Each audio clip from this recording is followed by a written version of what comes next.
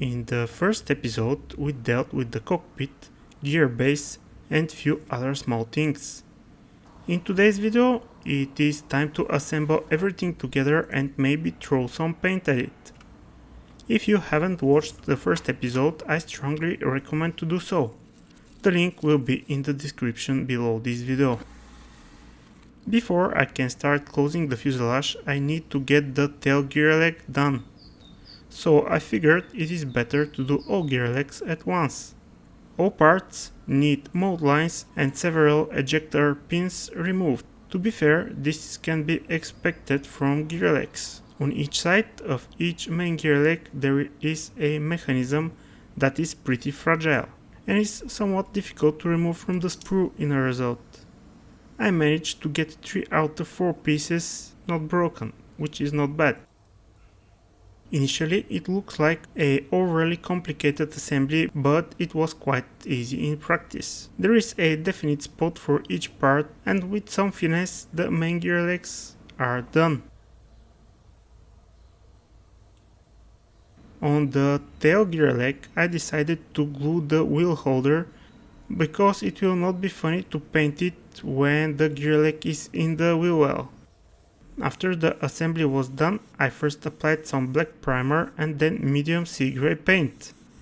That I sprayed almost exclusively from the bottom in order to get gradient from the light gray to almost black where the gear legs face the wheel wells. After the paint was dry, I dry brushed highlights using white oil paint. After a weekend worth of curing time, the oil paint highlights are now cured and firmly attached to the surface. The next weathering step was to apply dark grey panel line accent color from Tamiya. After the excess was removed, I did some chipping with dark grey watercolor pencil. With that done, I think the gear legs are ready. Links for the tools and materials I use you can find under this video. Installing the cockpit in place was very easy because there is a clear indentation in each fuselage half where the cockpit slots in, and all I had to do is to apply some glue. In front of the cockpit we have 2 bulkheads that need to be installed.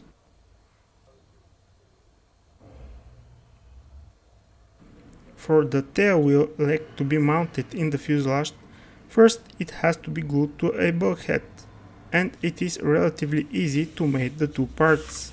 While the glue is still somewhat soft, I attached this assembly to the fuselage. Putting the 2 fuselage sides together is not as straightforward as on many other kits. First in must go the pin on the cockpit. Having so many bulkheads to align with the slots on the other fuselage half is too much to ask. So in my experience it is best to do this while the cement holding the bulkheads to the other fuselage side is still curing, giving the ability to slightly push the bulkheads in their respective slots. One must also be careful about the alignment of the tail halves. Well, now at least we have something resembling a Corsair fuselage. The design of this kit is such that avoids most of the seams running along the joint between the 2 fuselage halves. The only such seam remains around the tail and on the section immediately after the cockpit. All other mating surfaces are positioned on the natural panel lines of the aircraft. With this approach, it becomes even more important to do dry fit tests and adjust things if necessary. The only place where I had to do any extra work was on the panel over the front bulkhead. There, the opening was a little bit too tight for the panel to fit in. To remedy that, I cut away a few corners from the inner side of the panel, which is invisible. This reduced the diagonal of the panel and I was able to slot it in without much effort. And there were no gaps inside. All over the joints I tried to check for steps between the panels with my fingers. All in all, I'm pretty happy with the way the kit is engineered and the execution is mostly spot on. Also, check out the way the sliding portion of the canopy sits in the closed position, just clicks in place. It has to be gently pried open to be removed, but now I don't need to mask the cockpit opening. So far I have done several dry fit tests on the wings assembled, but now they are properly in, forever. I have to say that the fit is properly sublime. The parts stay together without any glue, which is very handy because when I applied the slow setting cement on the joints inside the wings and joined the wings together, I had plenty of time to walk the Mr. Cement SP around the perimeter. I did that in small sections, and since I did not have to worry about other sections of the joint coming undone, it was such a stress-free experience. The oil cooler intakes come as separate pieces and by the manual are supposed to be glued on the bottom section of the wings before the top section gets glued. I, however, decided to put them in afterwards in order to give myself every possible chance to avoid misalignment. The work on the wings continues with two small pieces in the front of the wing root. I have no idea what is the purpose of having those as separate details, but at least the fit is decent and gluing them down was not much of a challenge. Either to make room for different versions or to provide clean edge, or both, the wingtips come as separate parts. Here the opening in the wings is slightly larger than the tabs on the wingtips, so I had to make sure all aligns properly while the cement was setting. With that done, I commenced on removing the parts for the ailerons and the flaps from the sprues. There are many parts involved, so it's a mini build in itself. After the assembly of all the control surfaces of the wings, it is time for my favorite chore, filling and sanding the seams. After some sanding, I had to fill some pinholes and continue sanding. After I was done dealing with the control surfaces, the leading edge seams, and some other small items like the seam behind the cockpit and the mysteriously missing panel line on the right side of the tail fairing, I commenced the main assembly at last. The fuselage and the wings joined rather nicely, and I basically didn't need to adjust anything for them to fit properly. Only one area was a bit problematic, where the upper wing meets the fuselage. A small gap formed there, and I suspect that I shouldn't have had the upper wing root glued to the main spar. I also glued the rudder, which is only held in its pivot. Very much understandably, this creates a wobbly situation. I don't know what is the intended gluing situation, but I applied some cement on the vertical between the tail and the rudder to make the assembly somewhat sturdier. Oh, and I added a bit of an angle for good looks. Alright, the flaps. Magic Factory provides two options, neutral and deployed. I chose the deployed variant because, well, it just looks cool in my opinion. The sections furthest from the wing roots are pretty straightforward to put in place. To get the correct angle, we get one part of the hinge molded on the wing and the other part on the flap. When those touch, it's all nicely in position. The inner section starts as 3 pieces for each wing. The control surfaces are mounted together via a small ribbed part. Although there are tabs on the small parts going into the recesses in the flaps, the whole construction is very flimsy because the joint lacks any authority. It's just too loose. So while the cement was still drying, I commenced to attach this assembly on the wing. First, a peg on the innermost element should go into a hole in the fuselage. That happens at an angle because in the same time there are 3 more pins that should align with and enter in their respective holes in the wing. Just like before, we have the hinges, which once aligned and glued together, leave the flaps assembly in a proper shape and orientation. Time to assemble the horizontal stabilizers and control surfaces. The stabilizers come in 2 pieces which fit together perfectly. Before I can glue them in place, I painted the tabs in the salmon primer, because they're going to be visible inside the tail wheel well. So far so good. What was not so good was the fit between the fuselage and the stabilizers. There was just too much play in every possible direction. In such assembly, at least for me, the fit needs to be rock solid. Push it in, add glue and forget about it. Instead, I was chasing angles, looking with one eye closed. Looks good from the back, let's check from the front. What? Why is it so crooked? Rinse and repeat, which is disappointing. Anyhow, I managed to achieve somewhat reasonable angles on the tail. Next up come the elevators. The tabs that should fit in the stabilizers have small slits on top and bottom. This allows for some bending action, and ultimately installing the elevators off the neutral position. One should be careful not to go too far with the bending, because at some point the tabs will surely snap. The fit here is nice, or even better than nice. Next I addressed the hole where the bomb/fuel tank rack should go.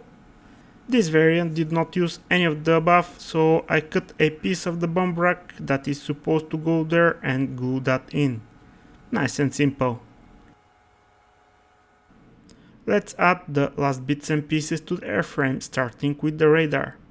I somehow forgot to drill the holes that should help with the location, so I removed the pegs on the radar side and proceeded to assemble it. There are three pieces. The top and the bottom ones conform to the shape of the wing and then transition to a circle, where the front cover of the radar lives. With all that assembled and looking at the instructions, I positioned the radar where it is supposed to be and glued it on. Fortunately, it all looks okay.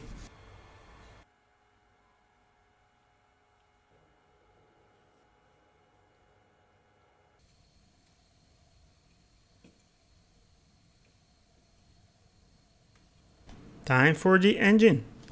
These things can vary a lot in how they look, most notably the case, the distributors and so on. I don't know how accurate this one represents the real engine used in the -2 variant, but it surely looks very good for an injection molded item. The front end is made up of many parts and none of them poses any challenge to assemble. One thing that has to be noted is that the push rods are extremely fragile and removing them from the sprue is troublesome. I broke a few and it is not fun to glue them back on. One of the things that Magic Factory sent me with this kit is a 3D printed version of the engine and it looks bonkers. It is a part of an in-house upgrade set they offer. After the initial assembly, I applied the base color on the wheels and the engine components. For the wheels and the inside of the cowling, I used the same medium sea gray as I did with the gear legs. For the exhaust items, I used MRP burnt iron.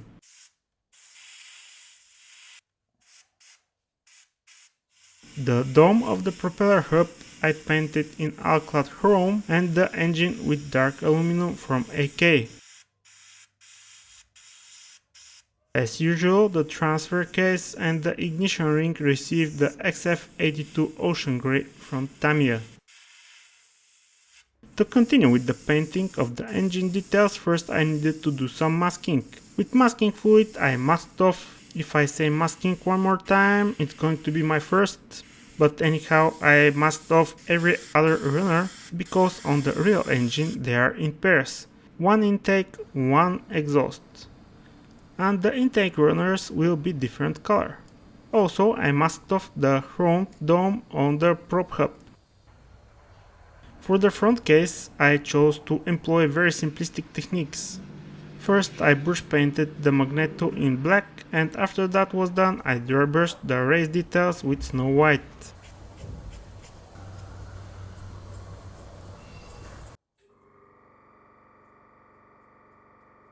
The same paint I used to highlight the details of the wheels and inside of the engine cowling.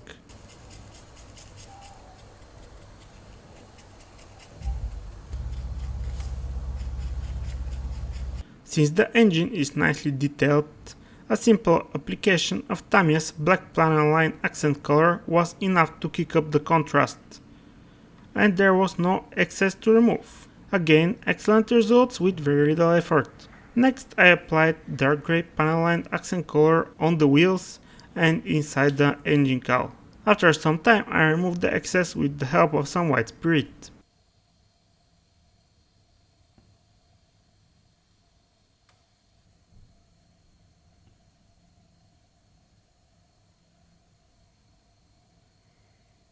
The assembly of the engine was smooth sailing. Everything fits together nicely. The orientation is nicely fixed by design and the finished detail looks pretty reasonable for out-of-the-box item. For sure, some wires would have added a certain degree of realism, but that's not the point of this build. The only thing that needs to be noted is that the shaft that will attach to the propeller hub is a separate piece, should not be glued and should not be forgotten. Since only about 20% of my viewers make it this deep into my videos, I want to thank you for sticking around. Attaching the engine to the fuselage is just as easy as the assembly. Basically, no way to go wrong. After the assembly was done, I had to spend some quality time masking.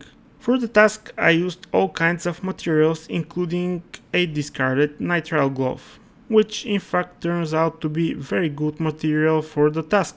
I guess I'm saving those torn gloves from now on. Before I could start priming, I had to deal with some lights. The ones on each wingtip are a bit messed up in the instructions and should go the other way around in my opinion.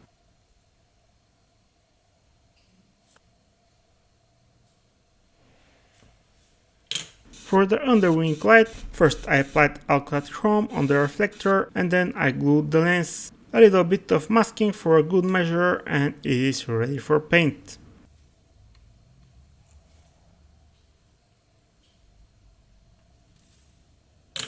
First thing first, a solid layer of Mr. Surfacer 1500 grey primer on the airframe and the bay doors. After that was dry, I carefully inspected the model and was pleasantly surprised not to find any issues. It would appear that I have done good enough of a job with the seams before the primer went down. With that done, I think it is time to end this week's episode. Join me next week when we are going to finish this build. Thank you for watching and until next time, happy modeling fellas!